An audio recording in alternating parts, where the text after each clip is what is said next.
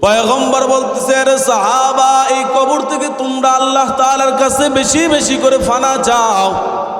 কারণ জানোনি, যখন ঈমানদার ব্যক্তি দুনিয়ার জমিন থেকে বিদায় নিয়ে ওই অন্ধকার কবরের উদ্দেশ্যে রওনা হয়, তখন মালাকুল মাউত ফেরেশতা তার মাথার নিকট চলে আসে এবং ডাক দেয়, ইয়া আইয়াতুহান নাফসুল মুতমাইন্না উখরিজি ইলা মাগফিরাতাল্লাহি ওয়া রিদওয়ানা। মালাকুল মাউত ফেরেশতা ডাক দিয়া বলে, হে প্রশংসনীয় আত্মা, আসো আল্লাহ তাআলার মাগফিরাত, আল্লাহ তাআলার সন্তুষ্টির দিকে ফিরে আসো। সুবহানাল্লাহ।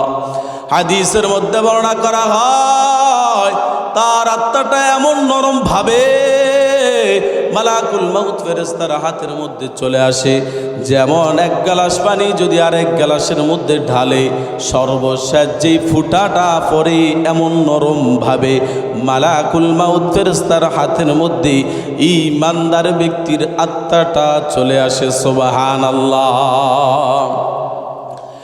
এ মুসলমান, ওদিক দিয়া দুই দল ফেরেশতা কাতার বেঁধে জান্নাতি ফেরেশতারা হাতের মধ্যে সুগন্ধি লাগায়া জান্নাতি কাপড় তাদের হাতের মধ্যে থাকে। এভাবে সারিবদ্ধ হইয়া দুই দল ফেরেশতা ওই আল্লাহর বান্দার আত্মাকে স্বাগতম জানানোর জন্য অপেক্ষা করতে থাকে। সুবহানাল্লাহ। মালাকুল মাউত ফেরেশতা পলক পরিমাণ, চোখের পলক পরিমাণ ইমানদার ব্যক্তির আত্মাটা হাতের মধ্যে রাখতে পারে না। সাথে সাথে ওই দাঁড়ানোওয়ালা ফেরেশতার হাতের মধ্যে মালাকুল মাউত ফেরেশতা তার আত্মা দিয়ে দেয়। দিয়ে দেওয়ার পর ফেরেশতারা আত্মা নিয়ে প্রথম আসমানে চলে যায়। প্রথম আসমানে চলে যাওয়ার পর অসংখ্য অগণিত আল্লাহ তাআলার ফেরেশতার সাথে সাক্ষাৎ হয়ে যায়।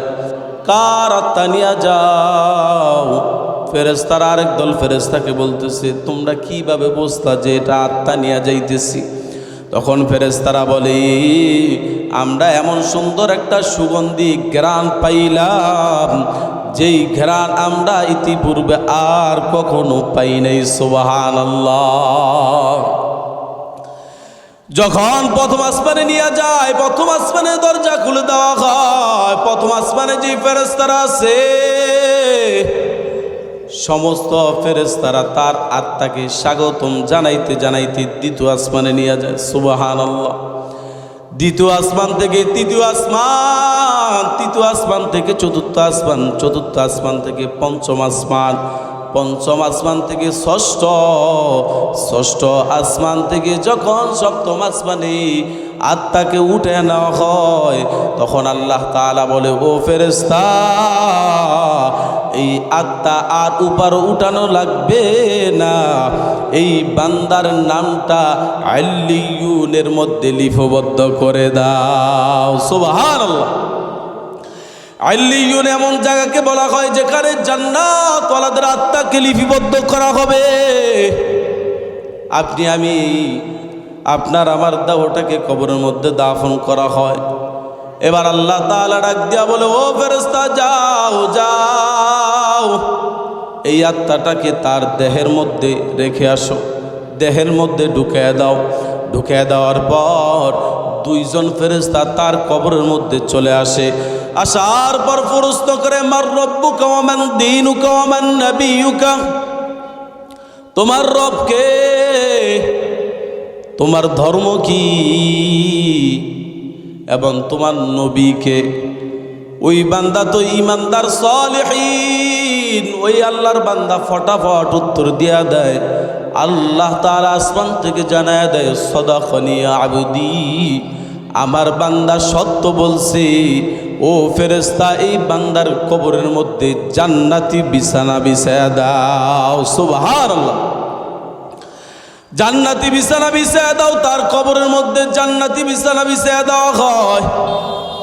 আহারে, তার কবরের মধ্যে জান্নাতি বিছানা বিছায়া দেওয়ার পর আল্লাহ তাআলা অর্ডার দেয়, ও ফেরেশতা, তার শরীরের মধ্যে জান্নাতি পোশাক পরাইয়া দাও।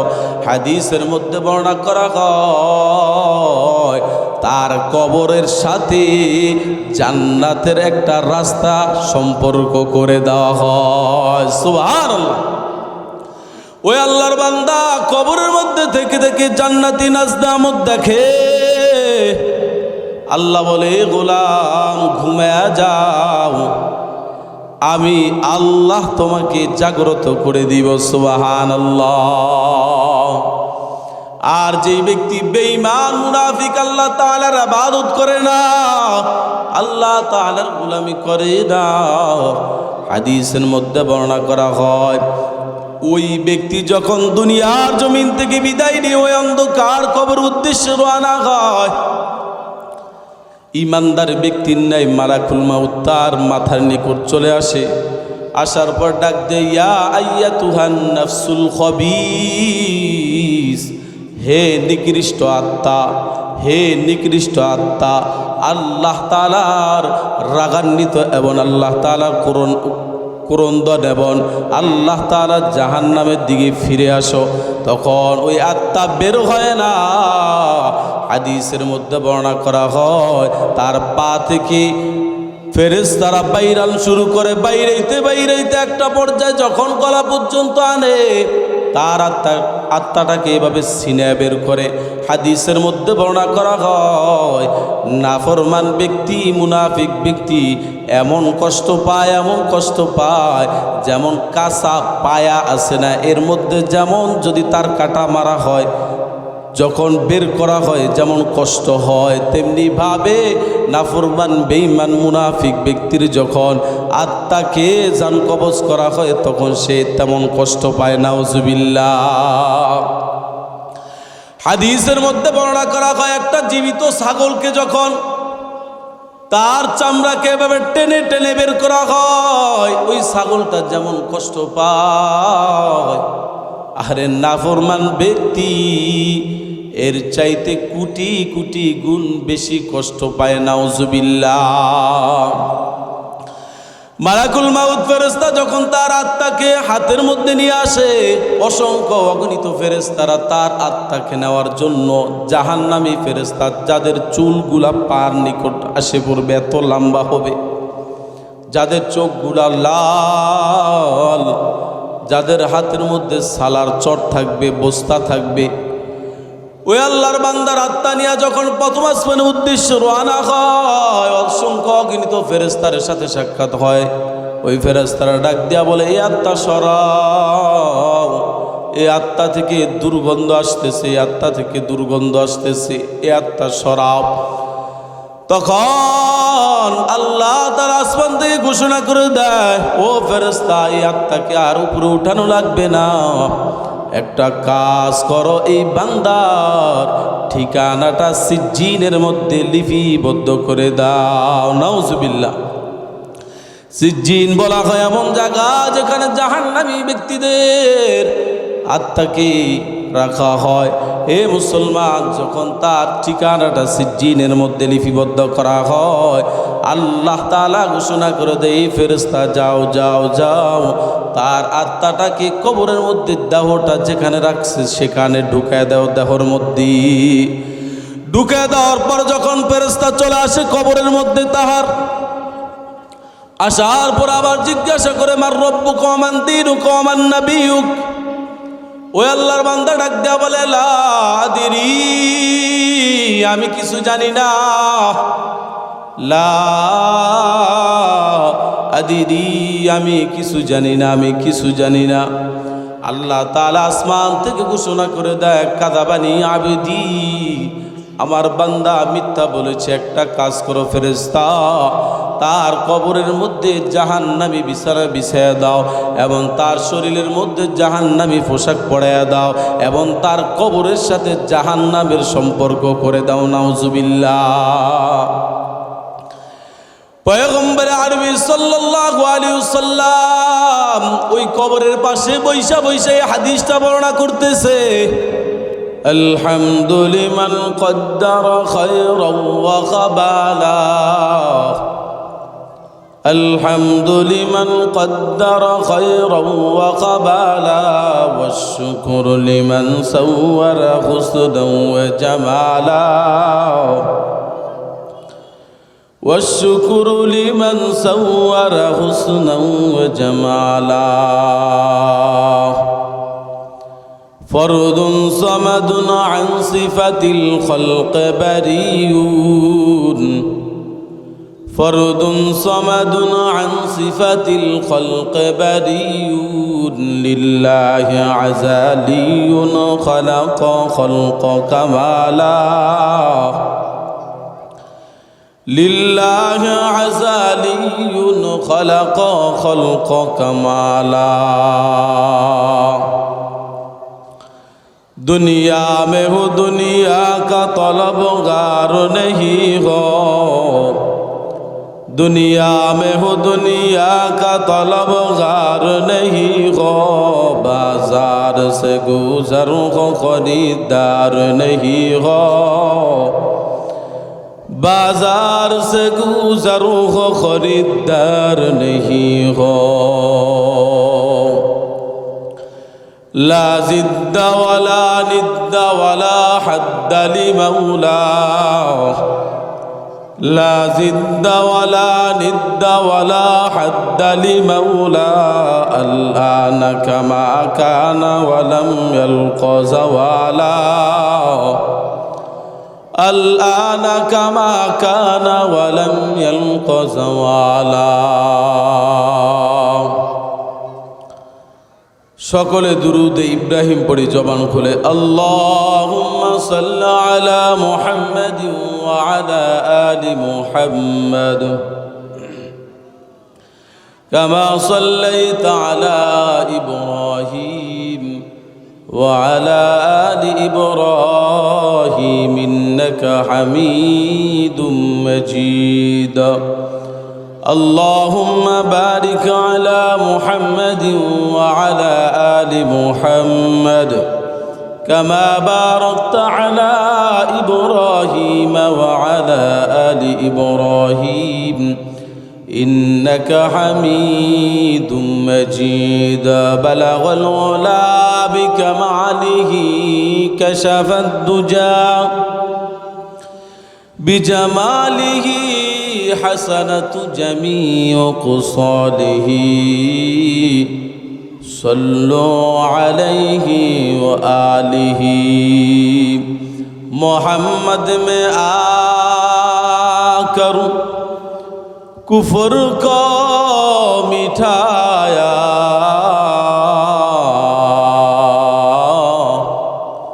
कुफ्र को मिटाकर सदाकत बताया बलगल उला बिकमालिही कशफत दुजा बिजमालिही हसनत जमीउ खुसालिही सल्लु अलैहि व आलिहि ला इलाहा इल्लल्लाह मोहब्बत शहीद पड़ी ला इलाहा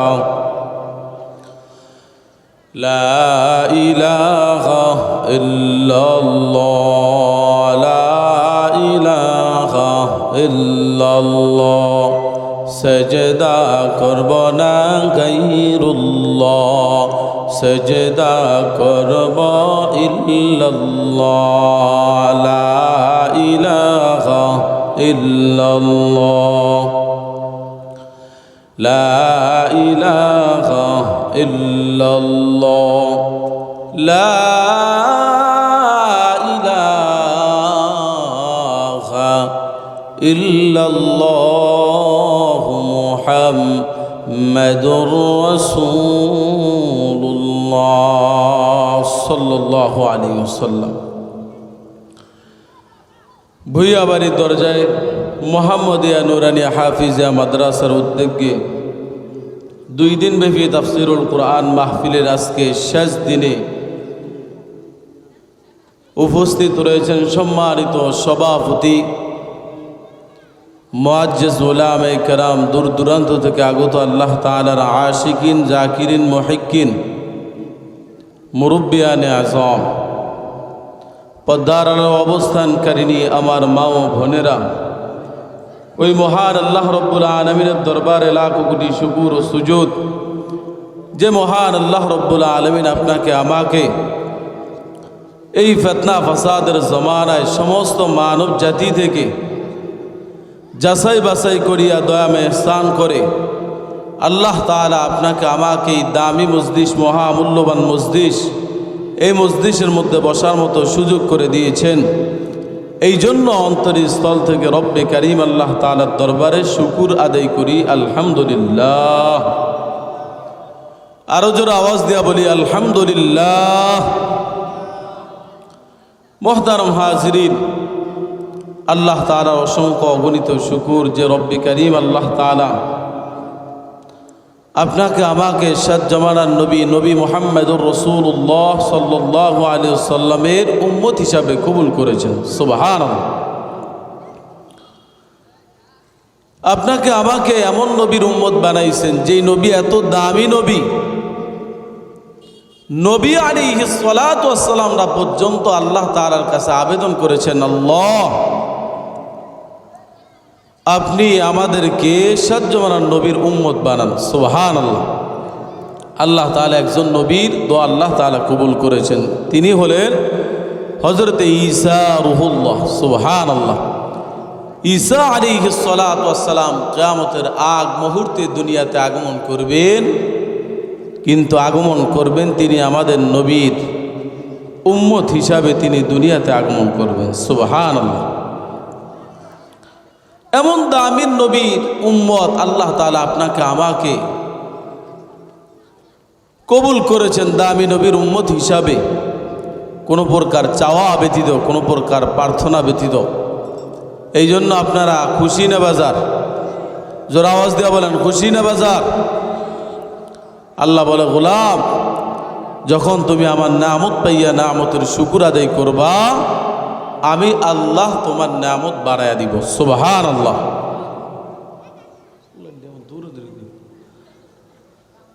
যদি বান্দা আমার নিয়ামত পাইয়া নিয়ামতের শুকর আদায় না করো, আমি আল্লাহ তোমার নিয়ামত ছিনে আনিব এবং কঠিন আযাবের মধ্যে গ্রেফতার করব। নাউজুবিল্লাহ। কথাকার আল্লাহ তাআলা।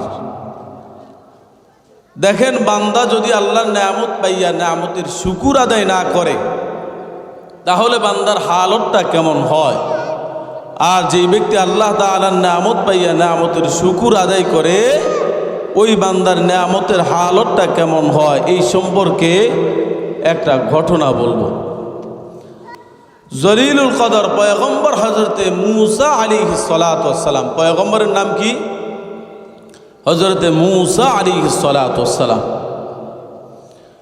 হযরতে মূসা আলাইহিস সালাতু ওয়াস সালাম, আহারে যে মূসা আলাইহিস সালাতু ওয়াস সালাম এত দামি পয়গম্বর, যাকে বলা হয় মূসা কালিমুল্লাহ, যিনি সরাসরি রব্বে কারিম আল্লাহ তাআলার সাথে তুর পাহাড়ে গিয়া 3000 বার কথা বলেছেন। সুবহানাল্লাহ। জলিলুল কদর পয়গম্বর হযরতে মূসা পয়গম্বর রব্বে কারিম আল্লাহ তাআলার সাথে মুলাকাত করার জন্য রব্বে কারিম আল্লাহ তাআলার উদ্দেশ্য রওনা, তিনি তুর পাহাড়ে যাবে, সেখানে যায় আল্লাহ তাআলার সাথে কথা বলবে। মূসা আলাইহিস সালাতু ওয়াস সালামের সাথে এক আল্লাহর বান্দার সাথে সাক্ষাৎ, যে আল্লাহর বান্দা ধনী মানুষ, যার ধন দৌলতের কোনো অভাব নাই, সম্পদের অভাব নাই, ওই আল্লাহর বান্দা ডাক দেয়া বলে, ও আল্লাহর নবী মূসা, কই যাও? মূসা পয়গম্বর ডাক দিয়া বলে, রব্বে কারিম আল্লাহ তাআলার সাথে কথা বলার জন্য তুর পাহাড়ে যাইতেছি। সুবহানাল্লাহ। মূসা পয়গম্বরকে ওই ধনী লোক ডাক দিয়া বলে, আল্লাহর নবী মূসা, আমারে আল্লাহ তাআলা এত ধন দৌলত দান করেছে, এত সম্পদ দান করেছি, যেই সম্পদের কারণে আমি আবাদত পর্যন্ত ঠিকঠাক মোতাবেক ভালোভাবে আবাদত করতে পারি না। যখন তুর পাহাড়ে যাইবা রব্বে কারীম আল্লাহ তাআলার সাথে কথা বলবা, তখন আমার বিষয়টা রব্বে কারীম আল্লাহকে বলবা। কি এমন আমল করলে যে আমল করার কারণে রব্বে কারীম আল্লাহ তাআলা আমার সম্পদকে কমায়া দিবি। আপনি আমি চাই সম্পদ বাড়াইতে, আর ওই আল্লাহর বান্দা চাই সম্পদ কমাইতে। মূসা পয়গম্বর ডাক দিয়া বলে, আচ্ছা ঠিক আছে, তোমার বিষয়টা রব্বে কারীম আল্লাহ তাআলাকে বলবনি। মূসা পয়গম্বর এক পাও দুই পাও করিয়া রওনা হয়ে গেছে। মূসা পয়গম্বরের সাথে আরেক আল্লাহর বান্দার সাথে মুলাকাত হয়ে গেছে, আরেক বান্দার সাথে সাক্ষাৎ হয়ে গেছে। যেই বান্দা গরিব, ধন দৌলত নাই, টাকা পয়সা নাই, ভাঙ্গা একটা ঘরের মধ্যে থাকে, ওই আল্লাহর বান্দা ডাক দেয়া বলো, আল্লাহর নবী মূসা কই যাও? মূসা পয়গম্বর ডাক দেয়া বলে, রব্বে কারীম আল্লাহ তাআলার সাথে কথা বলার জন্য তুর পাহাড়ে যাই। মূসা পয়গম্বর যখন এই কথা বললেন, দরিদ্র ব্যক্তির ডাক দেয়া বলো, আল্লাহর নবী মূসা আল্লাহকে বলবা আমি দুনিয়াতে কি এমন আমল করলে যে আমল করার কারণে আল্লাহ তাআলা আমাকে একটু ধনী বানাইবে, ধন দৌলতের মালিক বানাইবে। মূসা পয়গম্বর ডাক দেয়া বলে, আচ্ছা ঠিক আছে, আল্লাহকে বলবো দুনিয়াতে তুমি কি আমল করলে যে আমল করার কারণে আল্লাহ তাআলা তোমাকে ধন দৌলতের মালিক বানাইবে, টাকা পয়সার মালিক বানাইবে। মূসা পয়গম্বর এবার দ্বিতীয় নাম্বার টিকিট লইয়া সামনের দিকে অগ্রসর হয়ে গেছে। মূসা পয়গম্বরের সাথে আরেক আল্লাহর বান্দার সাথে সাক্ষাৎ হয়ে গেছে। মূসা পয়গম্বর কে ডাক দিয়া বলো, মূসা পয়গম্বর আল্লাহকে বলবা আল্লাহ আমার পাও দেয় না, হাত দেয় না, আমি একজন পঙ্গু মানুষ, লুজা মানুষ। আল্লাহকে বলবা আমাকে আল্লাহ তাআলা কি উদ্দেশ্য নিয়া, কি উদ্দেশ্য, কি মাকসাদ নিয়া বানাইছে, এই বিষয়টা আল্লাহকে বলবা। সুবহানাল্লাহ।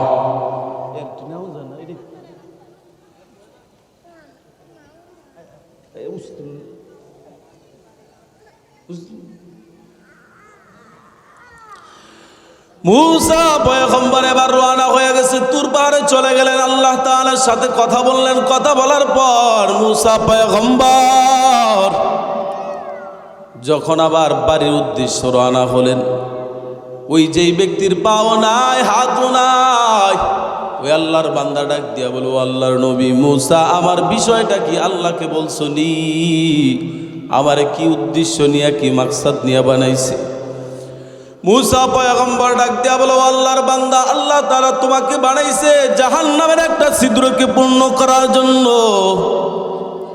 মূসা পয়গম্বর যখন এই কথা বলল, আল্লাহর বান্দা ডাক দিয়া বলে, আলহামদুলিল্লাহ, আলহামদুলিল্লাহ, সুবহানাল্লাহ।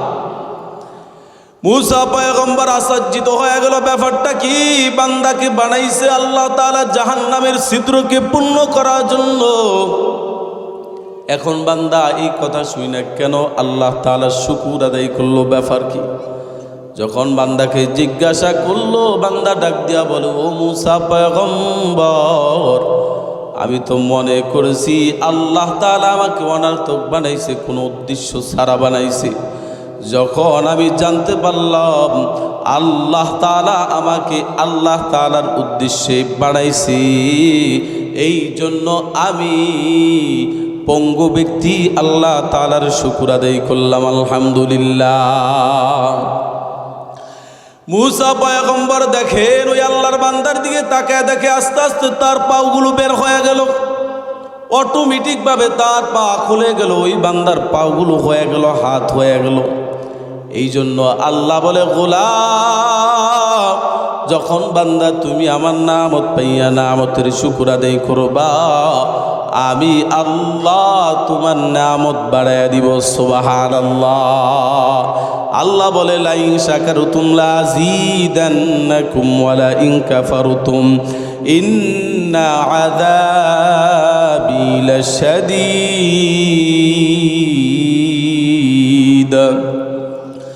আল্লাহ বলে, গোলাম যখন তুমি আমার নিয়ামত পাইয়া নিয়ামতের শুকর আদায় করবা, আমি আল্লাহ তোমার নিয়ামত বাড়াইয়া দিব। মূসা পয়গম্বর ওই আল্লাহর বান্দার থেকে সামনের দিকে অগ্রসর হয়ে গেলেন। দ্বিতীয় ব্যক্তি, যেই ব্যক্তি ছিল দরিদ্র গরিব, ওই আল্লাহর বান্দার সাথে মুলাকাত হয়ে গেছে, সাক্ষাৎ হয়ে গেছে। ওই আল্লাহর বান্দা ডাক দিয়া বলো, ও আল্লাহর নবী মূসা, আল্লাহকে আমার বিষয়টা কি বলছো নি? তখন মূসা পয়গম্বর বলে, হ্যাঁ আল্লাহকে বলছি তোমার বিষয়টা। কয়, আল্লাহ বলছে তুমি যদি আল্লাহ তাআলার নিয়ামত পাইয়া নিয়ামতের শুকর আদায় করো, তাহলে আল্লাহ তাআলা তোমার নিয়ামত বাড়াইয়া দিব। ওই বান্দা ডাক দিয়া বলে, ও মূসা পয়গম্বর, আল্লাহ কি দেখে না আমার হালত? আবার আল্লাহ তাআলা বলে কেন? শুকর আদায় করার জন্য। যখন বান্দা না শুকরিয়া করলো, আল্লাহ তাআলার নিয়ামতের শুকর আদায় করলো না, মুসলমান কিতাবের মধ্যে লেখা হয় সাথে সাথে একটা বাতাস চলে আসলো। সাথে সাথে বাতাস আসার পর ওই বান্দার যে ভাঙ্গা চূড়া ঘরটা ছিল, ওটা বাতাসে উড়ায় নিয়ে গেছে। নাউজুবিল্লাহ। এই জন্য আল্লাহ বলে, ইন্না আযাবি লাশাদীদ।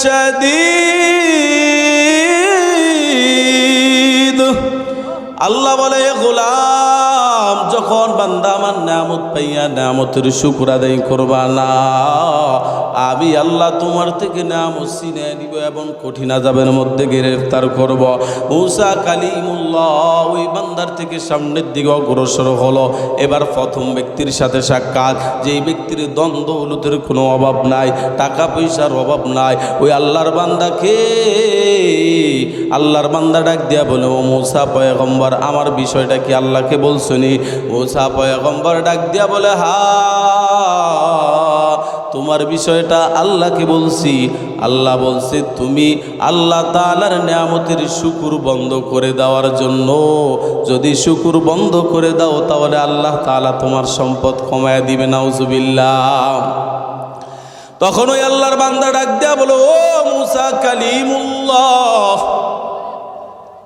সব কিছু ছাড়তে পারি, আসমান বানাইছে আল্লাহ, জমিন বানাইছে আল্লাহ, আপনার আমার জন্য রিজিকের ব্যবস্থা করছে আল্লাহ। ওই মালিকের সমস্ত নিয়ামত খাইয়া কিভাবে অশুকরিয়া আদায় করি?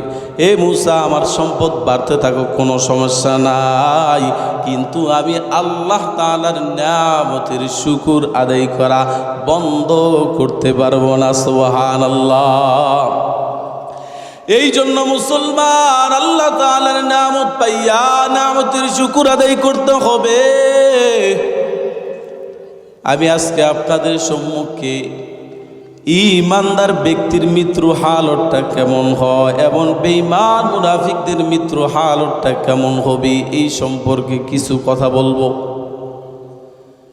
একটা হাদিস বর্ণনা করব। আহারে, এমন মারাত্মক ধরনের হাদিস, যে হাদিসটা শোনার সাথে সাথে চোখ দিয়া পানি চলে আসে। হাদিসের মধ্যে বর্ণনা করা হয়, হযরতে বারা ইবনে আযিব রাদিয়াল্লাহু তাআলা আনহু থেকে বর্ণিত।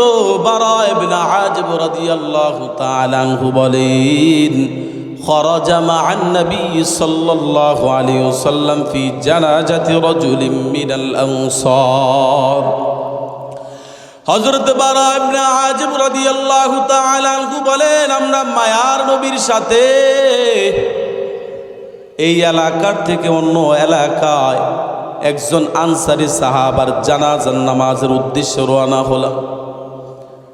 হযরত বারা ইবনে আযিব রাদিয়াল্লাহু তাআলা আনহু বলে, আমরা পয়গম্বরের সাথে একজন আনসারী সাহাবার জানাজার নামাজের উদ্দেশ্যে রওনা হলাম।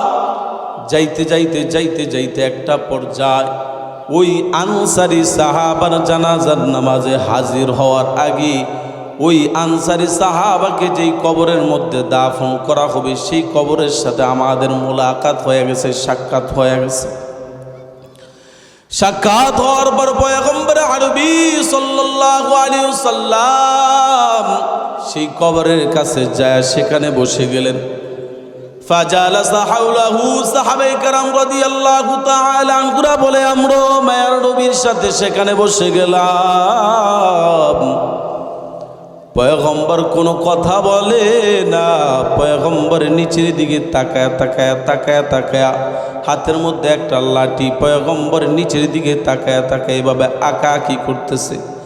সাহাবারা বলে আমরা এমন ভাবে পয়গম্বরের দিকে তাকায়া রইলাম, উড়ান্ত পাখি যদি আমাদের মাথার উপর বসে যায় তারপরও আমরা টের পাবো না।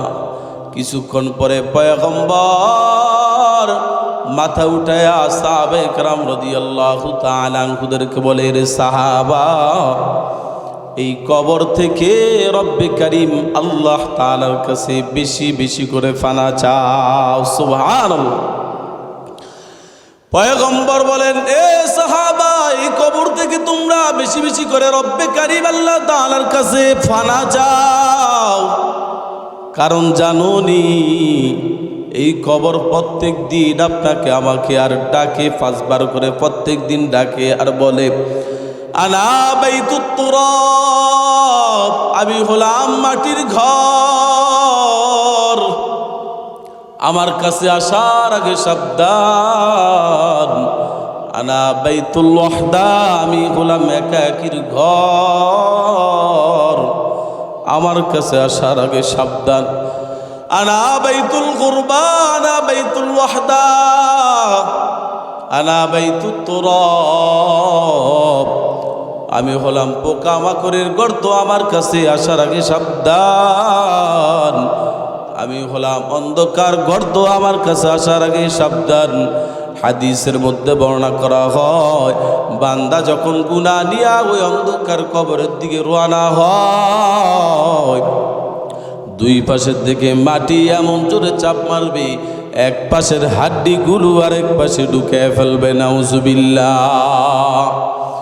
পয়গম্বর বলে, রে সাহাবা, এই জমিনের উপর ঘুম ঘুম আওয়াজ দিয়া হাঁটতে নিষেধ। কারণ হচ্ছে যারা জমিনের ভিতরে ঘুম ঘুম আওয়াজ দিয়া দৌড়াদৌড়ি করে, ঘুম ঘুম আওয়াজ দিয়া হাঁটে, পয়গম্বর বলেন তারা যখন মৃত্যুবরণ করবে, মৃত্যুবরণ করার পর ওই মাটি তাদের সাথে ভয়ঙ্কর আচরণ করে। নাউজুবিল্লাহ। এ মুসলমান, পয়গম্বর ওই কবরের পাশে বৈশা বৈশা এই হাদিসটা বর্ণনা করতেছে।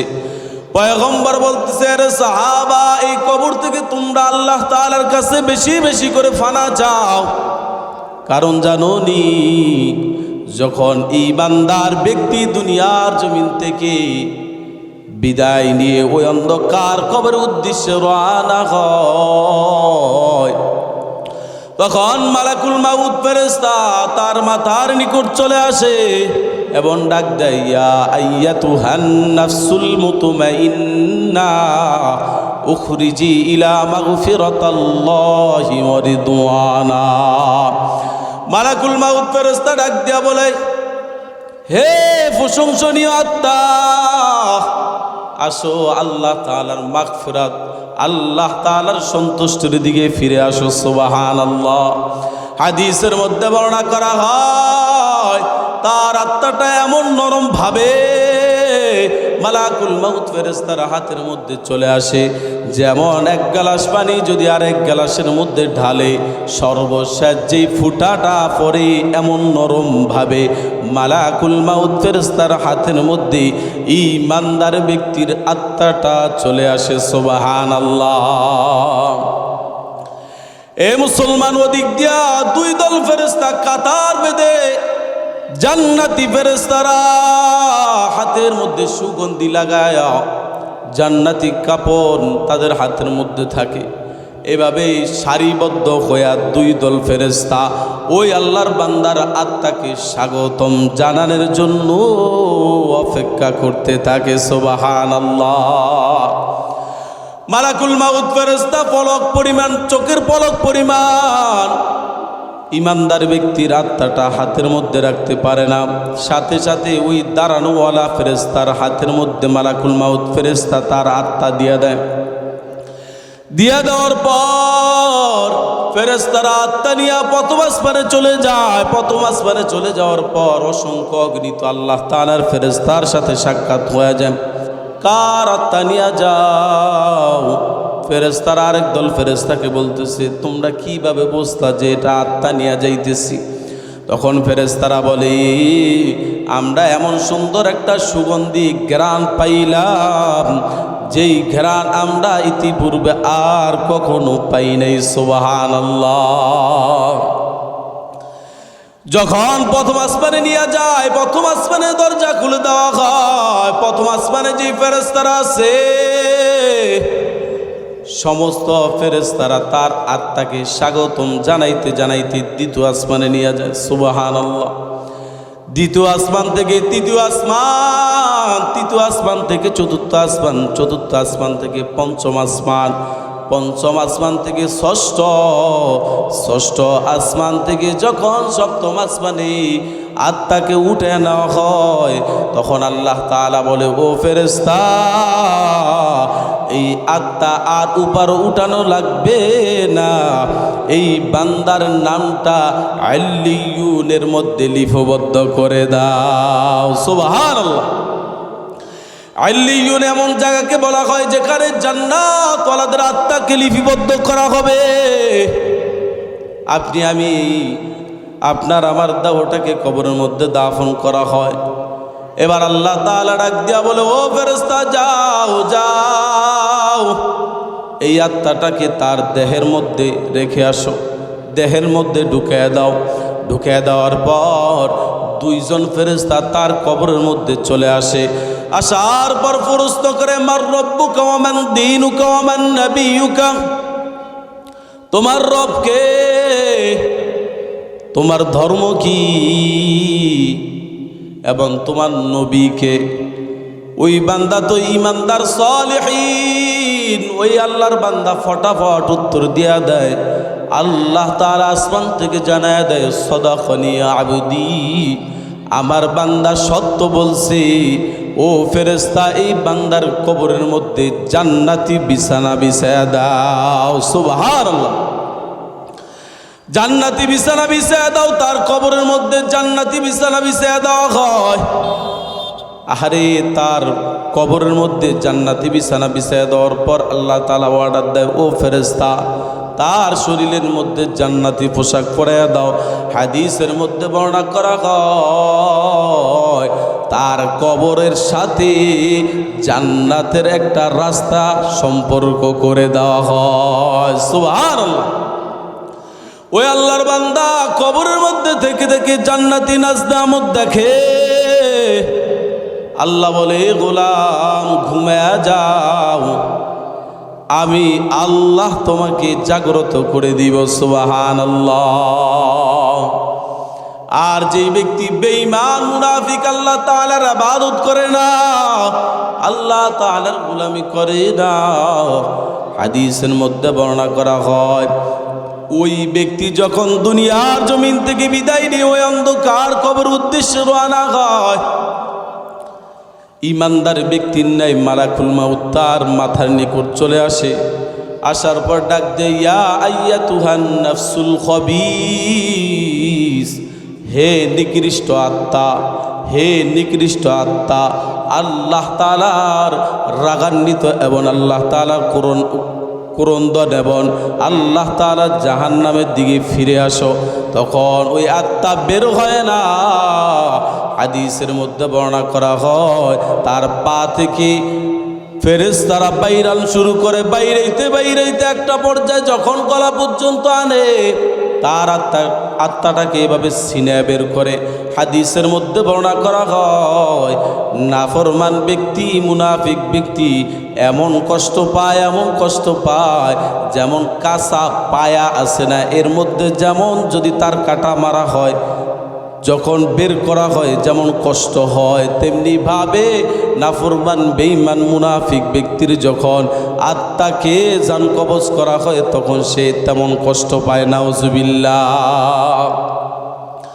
হাদিসের মধ্যে বর্ণনা করা হয়, একটা জীবিত ছাগলকে যখন তার চামড়াকে এভাবে টেনে টেনে বের করা হয়, ওই ছাগলটা যেমন কষ্ট পায়, আরে নাফরমান ব্যক্তি এর চাইতে কোটি কোটি গুণ বেশি কষ্ট পায়। নাউজুবিল্লাহ।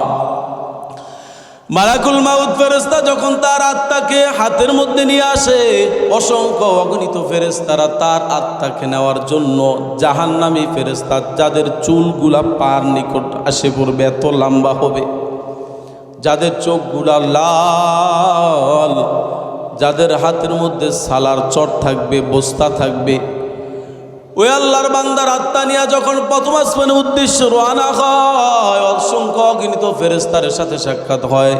ওই ফেরেশতারা ডাক দিয়া বলে, এই আত্মা সরাও, এই আত্মা থেকে দুর্গন্ধ আসতেছে, এই আত্মা থেকে দুর্গন্ধ আসতেছে, এই আত্মা সরাও।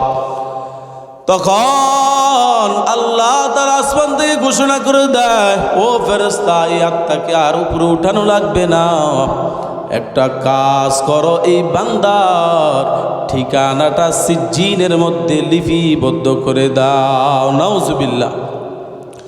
সিজ্জিন বলা হয় এমন জায়গা যেখানে জাহান্নামী ব্যক্তিদের আত্মাকে রাখা হয়।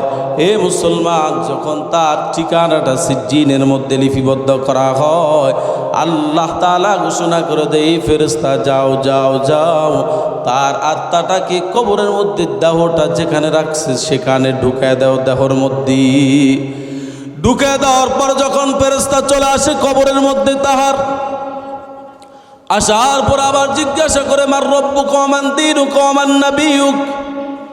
ওই আল্লাহর বান্দা ডাক দেয়া বলে, লা আদরি, আমি কিছু জানি না, লা আদরি, আমি কিছু জানি না, আমি কিছু জানি না। আল্লাহ তাআলা আসমান থেকে ঘোষণা করে দেয়, কাযাবানি আবদি, আমার বান্দা মিথ্যা বলেছে। একটা কাজ করো ফেরেশতা, তার কবরের মধ্যে জাহান্নামী বিছানা বিছায়া দাও, এবং তার শরীরের মধ্যে জাহান্নামী পোশাক পরাইয়া দাও, এবং তার কবরের সাথে জাহান্নামের সম্পর্ক করে দাও। নাউজুবিল্লাহ। পয়গম্বর আরবি সাল্লাল্লাহু আলাইহি ওয়াসাল্লাম ওই কবরের পাশে বৈশা বৈশা এই হাদিসটা বর্ণনা করতেছে। পয়গম্বর বলেন, তারপরে তার কবরটা সংকীর্ণ হয়ে যায়, একবারে সংকীর্ণ হয়ে যায়। ওই বান্দার সামনে তাকায় দেখে আগুন, পিছনে তাকায় দেখে আগুন, পাশে তাকায় দেখে আগুন। আহারে মুসলমান, সর্বদিকে দেখে আগুন। ওই বান্দা যখন উপরের দিকে তাকায়, দেখে যে বিশাল বড় একজন ফেরেশতা বিশাল বড় একটা হাতুড়া নিয়ে দাঁড়ায় রইছে। ওই বান্দাকে এমন জোরে আঘাত করে, যে আঘাতের কারণে সে এমন জোরে একটা চিৎকার দেয়, শুধু মানুষ এবং জিন জাতি ছাড়া সমস্ত মাখলুক শুনতে পায়। এ মুসলমান, এই জন্যই কবর ভয়ঙ্কর জায়গা। দুনিয়ার জমিন থেকে আমল করে ওই অন্ধকার কবরে যেতে হবে। দুনিয়া হলো ইবাদতের জায়গা, দুনিয়া হলো ইবাদতের জায়গা। পয়গম্বর বলেন, আদ-দুনিয়া সিজনুল মুমিন ওয়া জান্নাতুল কাফির। দুনিয়া হলো মুমিনদের জন্য কয়েদখানা, আর কাফের বেঈমান মুনাফিকদের জন্য হলো এই দুনিয়াটা হলো জান্নাত। কারণ হচ্ছে রব্বে কারীম আল্লাহ তাআলা কুরআনুল কারীমের মধ্যে বর্ণনা করেন, ঈমানদার যারা মুমিন তাদের জানমালের বিনিময় আল্লাহ তাআলা তাদের জানমালকে ক্রয় করে নিয়েছেন, আল্লাহ তাআলা জান্নাত দিবেন। সুবহানাল্লাহ। এই জন্য আল্লাহ তাআলা তাদের জানমালকে ক্রয় করে নিয়েছেন। পয়গম্বর জানায় দেয়, মান ক্বালা লা ইলাহা ইল্লাল্লাহ, যেই ব্যক্তি বলল লা ইলাহা ইল্লাল্লাহ, ওই ব্যক্তি যখন মৃত্যুবরণ করবে, আল্লাহ তাআলা তাকে যাকে ছোট জান্নাত দিবে, তাকে 10 দুনিয়া পরিমাণ আল্লাহ তাআলা জান্নাত দিয়ে দিবেন। সুবহানাল্লাহ। এ মুসলমান ইমানদার, এই কবর আযাব থেকে বাঁচার জন্য ফকিহ আবুল্লাহ সামরকান্দি রাহমাতুল্লাহি আলাইহি বলে, বান্দা 4টা আমল করতে হবে, 4টা কাজকে পরিত্যাগ করতে হবে। ফকি আবুল্লাহ সামরকান্দি রাহমাতুল্লাহি আলাইহি বলে 4টা আমল করতে হবে, 4টা কাজকে পরিত্যাগ করতে হবে। 1 নাম্বার আমল হলো 5 ওয়াক্ত নামাজ জামাতের সাথে ইহতিমাম এবং গুরুত্ব সহকারে আদায় করতে হবে। পয়গম্বর জানায় দেয়, যে ব্যক্তি সুন্দর করে উজু বানায়া ওই বান্দা সুন্দর করে যখন রুকু সেজদাগুলো সুন্দরভাবে আদায় করবে, কেরাতটা সই শুদ্ধভাবে সুন্দরভাবে পড়বে, পয়গম্বর জানায় দেয় ওই বান্দার নামাজটা নূর হইয়া রব্বে কারিম আল্লাহ তাআলার নিকট চলে যায়। সুবহানাল্লাহ।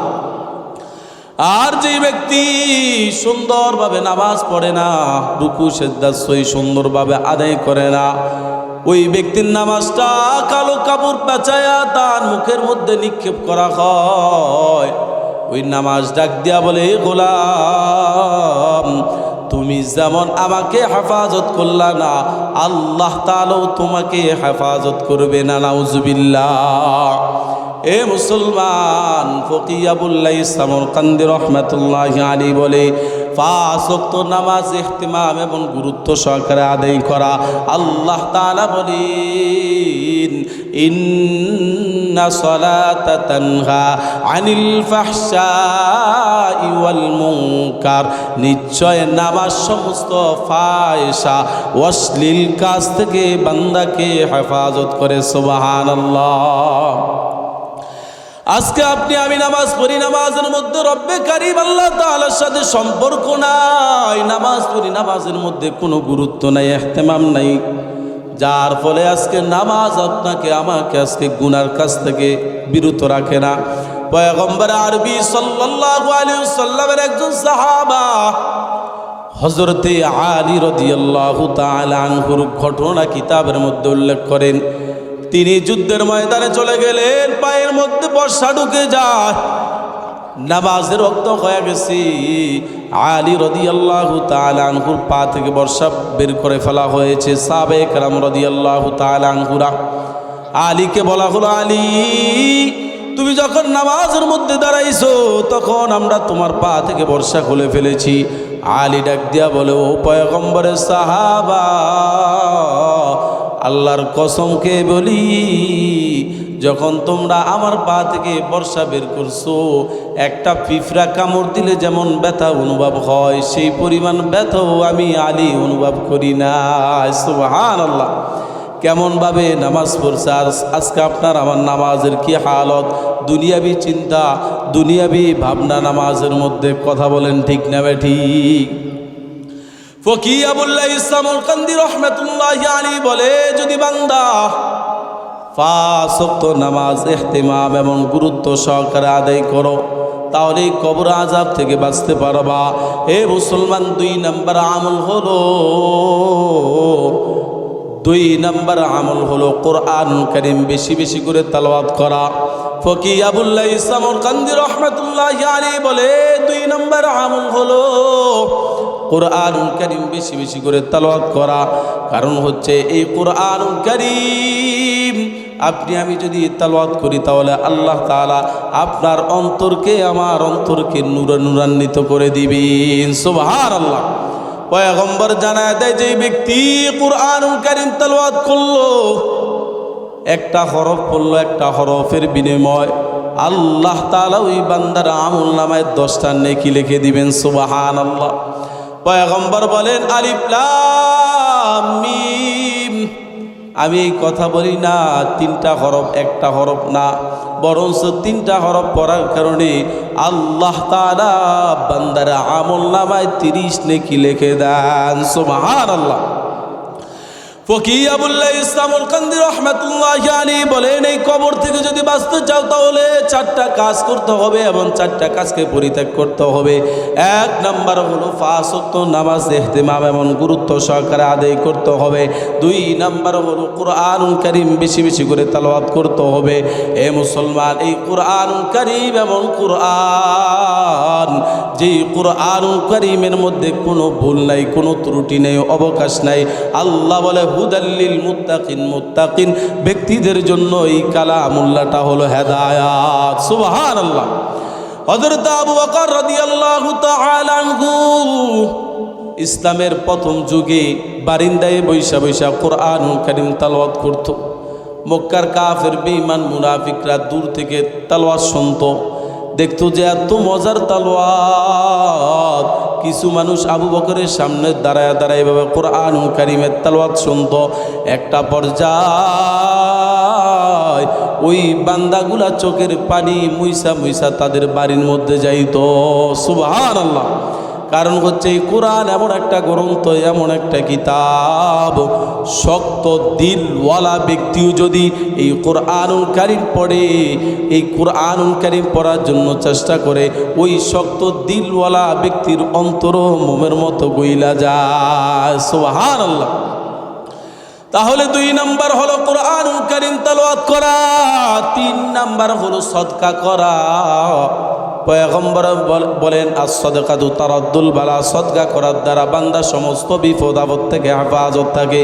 আহারে সাহাবায়ে কেরাম রাদিয়াল্লাহু তাআলা আনহুরা এমনভাবে সদকা করতেন, কিতাবের মধ্যে লেখা হয় পয়গম্বরের উপর যখন কোরআনুল কারীমের আয়াত নাজিল হইছে, লান তামাসসানান নার লান তানালুল বিররা হাত্তা তুনফিকু মিম্মা তুহিব্বুন, যখন এই আয়াতে কারিমা তেলাওয়াত, এই আয়াতে কারিমা যখন পয়গম্বরের উপর নাজিল হইছে, নাজিল হইতে দেরি পয়গম্বরের সাহাবা হযরতে তালহা রাদিয়াল্লাহু তাআলা আনহু পয়গম্বর কাছে এসে তার দামি বাগান বাইরুহা দান করতে দেরি করে না।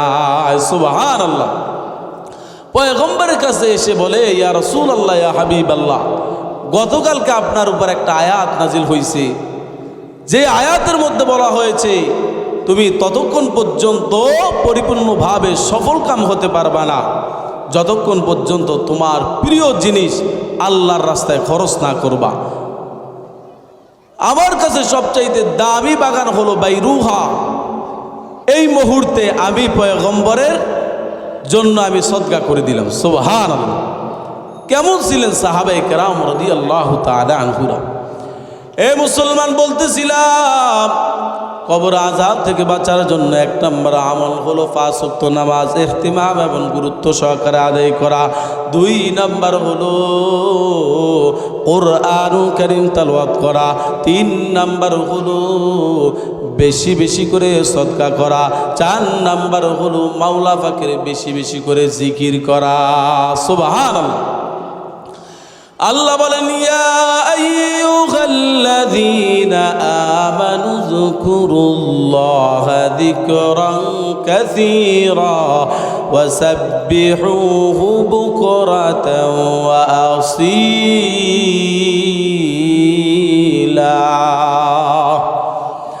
আল্লাহ তাআলা বলে, হে গোলাম, ইয়া আইয়ুহাল্লাযীনা আমানু যকুরুল্লাহ, হে ঈমানদারগণ, হে মুমিনগণ,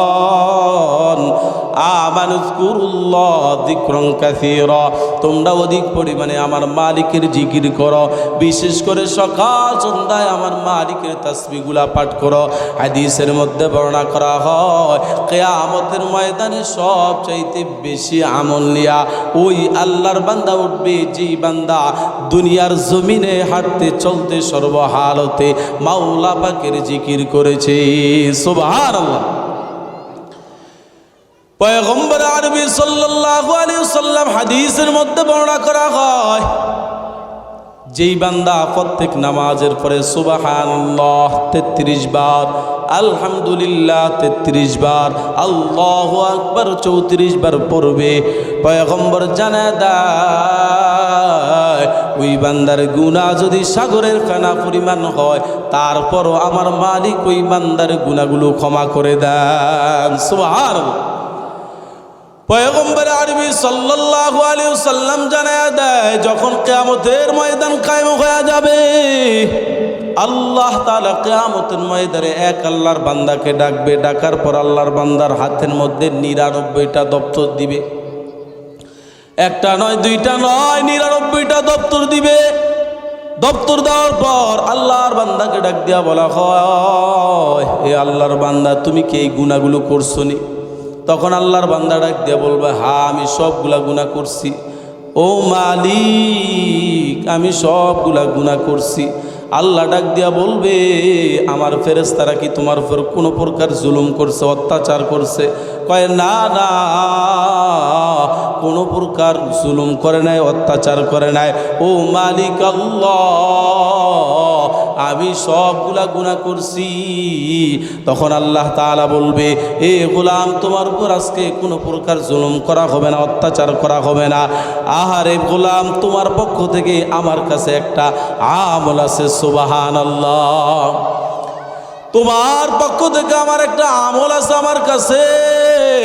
আল্লাহ তাআলা গোলামকে যখন একটা কাগজের টুকিন দিবে, যে কাগজের টুকিনের মধ্যে লেখা লা ইলাহা ইল্লাল্লাহ, লা ইলাহা ইল্লাল্লাহ, যখন বান্দার হাতের মধ্যে এই টুকিনটা দেওয়া হবে, তখন আল্লাহকে ডাক দিয়া বলবে, আল্লাহ 99টা দপ্তর একদিকে, আরেকদিকে হলো শুধুমাত্র একটা টুকিন, যেই টুকিনের মধ্যে লেখা লা ইলাহা ইল্লাল্লাহ। এই 99টা দপ্তরের মোকাবেলায় এই সামান্য টুকিনটা কি কাজে আসবে? তখন আল্লাহ ডাক দিয়া বলবে, গোলাম, তোমার উপর জুলুম করা হবে না, দাড়ি পাল্লার মধ্যে উঠাও, 99টা দফতর এক পাল্লায় উঠানো হবে, আর লা ইলাহা ইল্লাল্লাহ এই টুকিনটা আরেক পাল্লায় উঠানো হবে। টুকিনটা উঠাইতে দেরি 99টা দফতর বাতাসের ন্যায় উঠতে থাকবে। সুবহানাল্লাহ। এই জন্য মুসলমান দুনিয়াতে আল্লাহ তাআলার বেশি বেশি করে জিকির করতে হবে, হাঁটতে চলতে সর্বহালতে মাওলা পাকের জিকির করা। এই মুসলমান কিয়ামতের ময়দান যখন কায়েম হয়ে যাবে, কিয়ামতের ময়দানে সবচাইতে বেশি আমল নিয়া, সবচাইতে বেশি নেকি নিয়া ওই বান্দা উঠবে যেই বান্দা দুনিয়াতে মাওলা পাকের বেশি বেশি করে আল্লাহ তাআলার জিকির করেছে। এ মুসলমান, এই জন্য সর্বহালতে হাঁটতে চলতে আল্লাহ তাআলার জিকির করতে হবে। আল্লাহ তাআলা জানায় দেয়, ফাযকুরুনি আযকুরুকুম ওয়াশকুরুলি ওয়ালা তাকফুরুন। এ কালামে জিন্দা কুরআনে হাকিম, হিকমতে উলা ইয়াজাল সুতু কদিম, জামিউল ইলমি ফিল কুরআনে হাকিম, তাকাসুরাত আন আফহামুর রিজালি। जिंदगी में बंदगी तू करना है, जिंदगी में बंदगी तू करना है, जिंदगी में बंदगी शर्मिंदा है, जिंदगी में बंदगी तू करना है।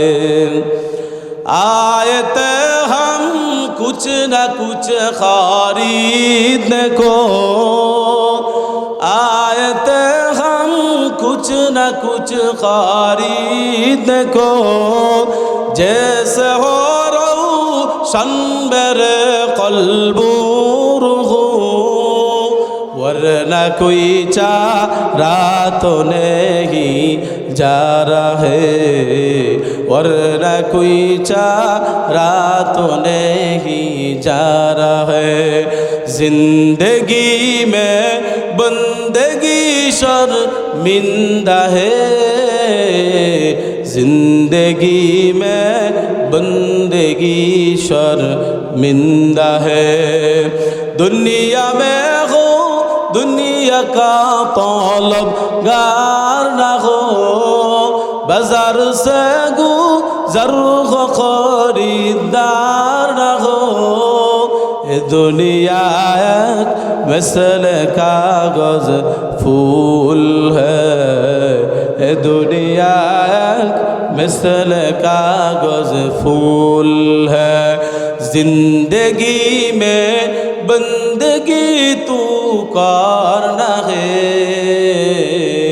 जिंदगी में बंदगी शर्मिंदा है जिंदगी में बंदगी शर्मिंदा है ফকির আবুল ইসলাম সামরকান্দি রাহমাতুল্লাহি আলাইহি বলে যদি বান্দা এই কবরের আযাব থেকে বাঁচতে চাও তাহলে এক নাম্বার আমল হলো 5 ওয়াক্ত নামাজ পড়া, 2 নাম্বার আমল হলো কোরআন কারীম তেলাওয়াত করা।